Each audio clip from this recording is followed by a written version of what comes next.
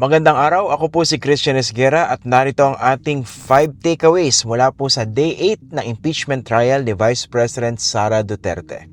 Okay, takeaway number 1. Day 8 na po nitong impeachment trial ni Vice President Sara Duterte at pinag-uusapan pa rin itong pagbabanta ng Vice Presidente sa buhay ni President Marcos, ng First Lady at ng dating House Speaker. Humarap po bilang huling witness ng prosecution si NBI Director Melvin Matibag at sinabi niya kung bakit itunuring ng National Bureau of Investigation na seryoso yung banta na ginawa ng Vice Presidente. Actually, obvious naman po sa lahat, no? Basta gumamit lang po tayo ng, alam niyo yun, ang tawag doon?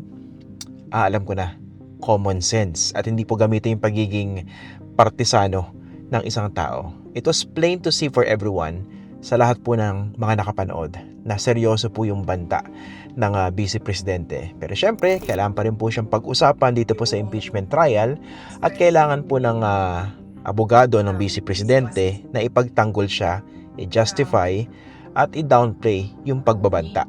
Diba? So, kaya masakit po sa bangsyong naging cross-examination ni Attorney Mark Binluan dito po kay Attorney Melvin Matibag. Kasi nga, obvious naman no? Na talagang merong death threat at seryoso yung pagbabanta. At alam naman natin na merong resources yung Vice Presidente para isagawa yon. Dahil siya na mismo nagsabi, may kinausap na ako na tao. Sinabi ko sa kanya, kapag pinatay ako, patayin mo si BBM, si Lisa Araneta, at si Martin Romualdez. No joke. No joke.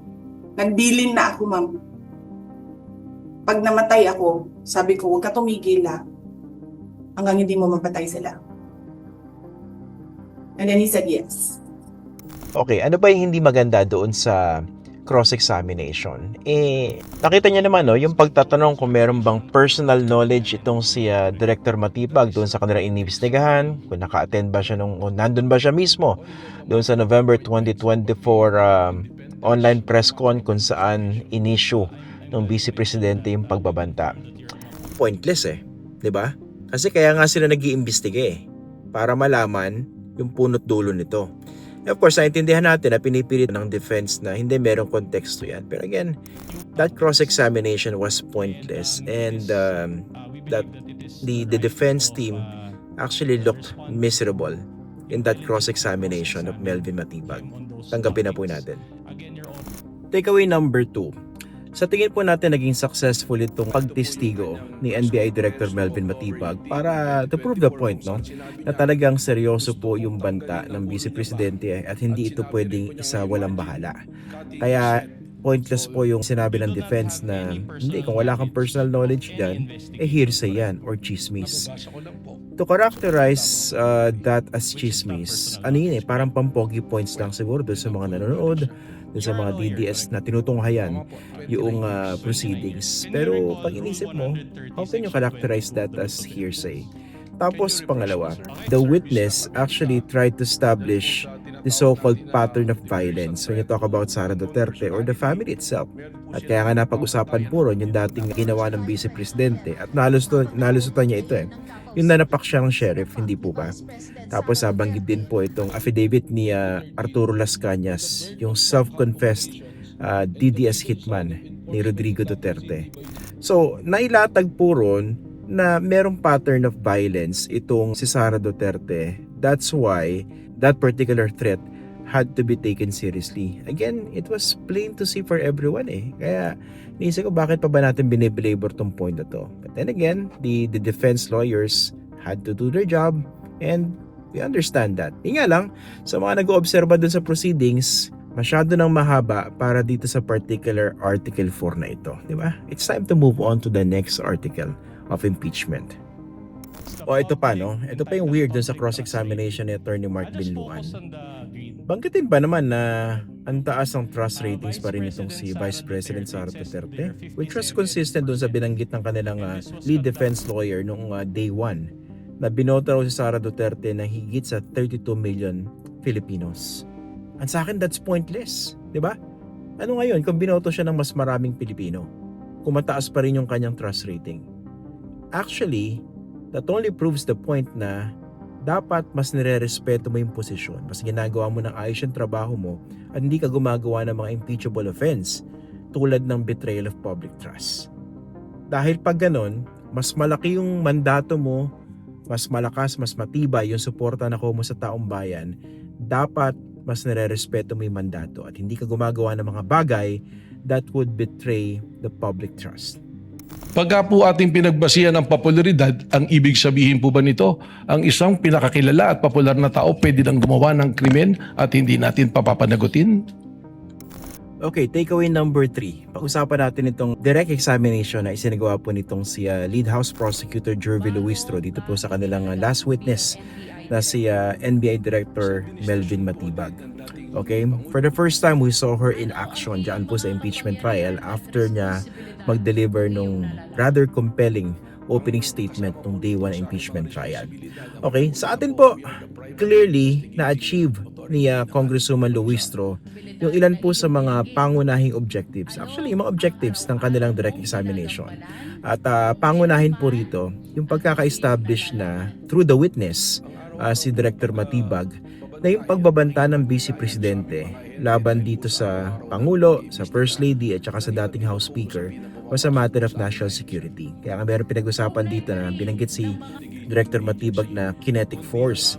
Dahil ito po sa plain na discussion po, the fact na Vice Presidente, the second in command, siya po yung second highest elected official ng ating bansa, siya mismo yung nagbanta. Meron po yung epekto sa national security natin. Unang-una, kung sakali meron mangyayari sa presidente, sino bang papalit? Sino ba yung makikinabang? Hindi ba yung vice presidente? So maliwanag po yun, na-establish po yun doon sa kanyang testimonya. When you talk about the vice president now, issuing a threat to the president, again, hindi po dapat ito isinasantabi o dinadownplay as what the defense lawyers are doing and as what some of the senator judges have been trying to do. So yun po. Ang tingin po natin, kahit papano medyo may nakita tayong tentative moment siguro on the part of Congresswoman Luistro, dahil siguro matagal-tagal na po siya mula nung huling nag-practice as a litigator. Pero generally, she did well dito sa kanyang direct examination at sa pag-handle noong cross-examination and objections noong kabilang panig. Takeaway number 4. Of course, parang ang isang impeachment trial hindi kumpleto pag walang hirit yung mga defense senators na sina Senators Pia Cayetano at Alan Peter Cayetano. Of course, we're also trying to give them the benefit of the doubt na ginagawa lang po nila yung trabaho nila. Pero of course, obvious naman po yung kanilang pagkiling, hindi po ba? Para naman tayo naglolokohan pag sinabi natin na hindi, they're being politically neutral, no? Of course, mukhang tinatablan sila ng mga kritisismo dito sa kanilang actuations dito po sa Senate Impeachment Court at mukhang sinusubukan nilang mag-adjust, no? Medyo mag-behave ng konti. Ang problema, naging successful po ba sila rito? Okay. Doon po sa day 8 ng impeachment trial, ito pong si Senator Alan Peter Cayetano relatively behave, no? Relatively less condescending. At yung pong inaasahan ng ilan o ng marami na magkakaroon siya ng showdown with Director Melvin Matibag hindi po nangyari, at least dito po sa day 8 ng impeachment trial. Pero syempre, nandun pa rin po yung kanyang mga tanong na madaling basahin na pagkiling in favor of the Vice President. Example po, no? Paano yung proseso nyo or anong naging thinking nyo na etong papapatay yung presidente, pinaniniwalaan ko, pero etong siya ang papatayin, hindi ko paniniwalaan, at etong graft and corruption, hindi ko rin paniniwalaan. What's the process there? So, ang ginagawa ni Alan Peter Cayetano dito, again, classic whataboutism. Nagtuturo ng iba, pang-distract. Diba, kunwari yung sinabi raw ni Sara Duterte about corruption, threat on sa kanyang buhay, etc. etc. Binigyan ba yun kunwari ng equal weight or talagang pinaniwalaan din o imbestigahan? Huwag na po tayo maglokohan dito, no? Kasi pag ganun, parang ginugulo mo yung usapan Parang kunwari meron isang naglalakad sa kalye, maling pagkakatawid, hinuli. Ginawa niya, pinagtuturo niya lahat, no? Teka, ito, ba't di mo hinuli ang ganyan-ganyan? So basically, that's classic whataboutism. And at least hindi po nahulog doon sa ganong patibong o sa ganong direksyon itong witness na si Director Melvin Matibag. Now, puntahan naman po natin itong si Senator Pia Cayetano. Kung si Alan Peter Cayetano mukhang nag-hold back doon sa day 8, itong si Senator Pia Cayetano, meron din namang parang attempt na hindi siya magmukhang very condescending. Pero talagang hindi niya mapigilan yung paglabas ng kanyang yabang Yung talagang ramdam na ramdam mo na she thinks na she's superior to her colleagues. At least base po sa kanyang demeanor, sa kanyang mga sinasabi, 'di ba? Baka dahil lang din na kakaunti talaga yung abogado diyan sa sa Senado, kaya madaling magbida-bida if you're someone like Pia Cayetano or Alan Peter Cayetano. Of course, nagkaroon siya ng ng parang mainit na there was this siguro tense moment during the trial kung saan binara niya itong si Congresswoman Jervil Luistro. Panoorin niyo po ito. What's the purpose of all that? May I respond, Your Honor? Not really. I don't believe because there I was a already question. answered. I already asked you the questions, and you had a chance to respond. Do your job and present the proper witness and the proper documentation to do that. Do your job.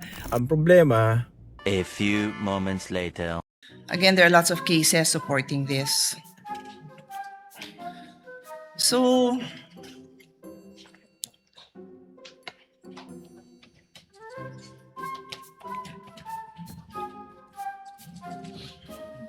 just want to point out, Mr. President, that just looking for my notes.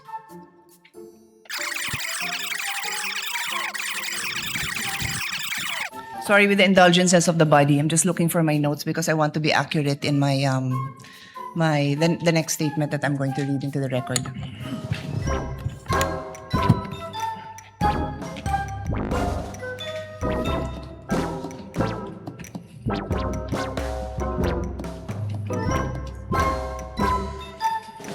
kaya ito yung sinabi ni Presiding Officer Jesus Cudero.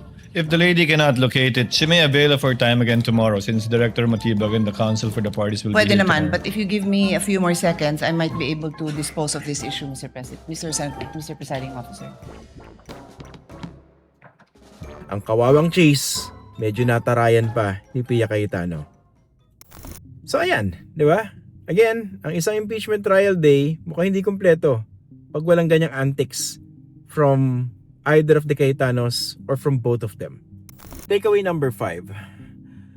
Alam niyo po sa akin, napakasimple lang eh. No need to further belabor this point regarding this obvious death threat issued by the Vice President.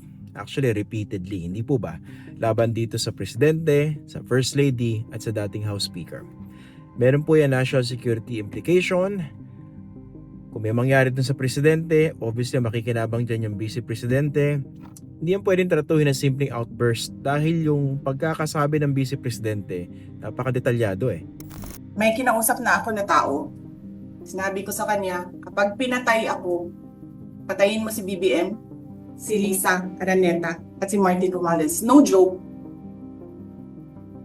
No joke. Pakilinaw po nun. Hindi po siya pwedeng isang tabi o i-downplay as what others have been doing. At saka tingnan nyo, hindi naman to pwedeng sabihin na lang na simpleng para bang bravado na alam natin na ginagawa ng mga Duterte, di ba? Maduming bibig ng mga yan eh. Yung tatay, yung mga anak, parang naging trademark na ng mga Duterte yan. Yung napakadumi ng bunganga, napakabastos in public, at napakadaling mag-issue ng threat, left and right.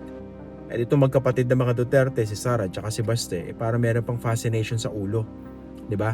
Dahil si Baste, meron siyang binanggit dun sa isang gathering, yung tinatawag nilang Rage Coalition sa Club Pilipino. Diba? Ito yung sabi niya eh. Isang ulo lang naman ang kailangan namin, ang ulo ni Bongbong Marcos!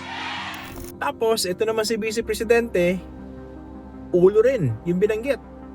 Gusto ko tanggalin yung ulo niya ba?